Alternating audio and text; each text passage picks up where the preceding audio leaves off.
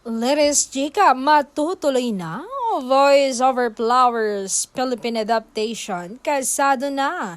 Sino-sino kaya ang kapamilya stars ang napili para sa project na ito? Ang usap-usapan ng gaganap na Gumjandi ay walang iba kundi ang new gen phenomenal actress na si Bel Mariano. Sabi ng mga direktor ay perfect daw siya sa role na ito dahil may pagkaboyos siya. At lalo na at isa raw siya sa magagaling na artista. For sure, mabibigyan niya raw ng hustisya ang karakter. At ang aabangan kung sino-sino ang gaganap sa 4 na lalaki na part nga ng serye.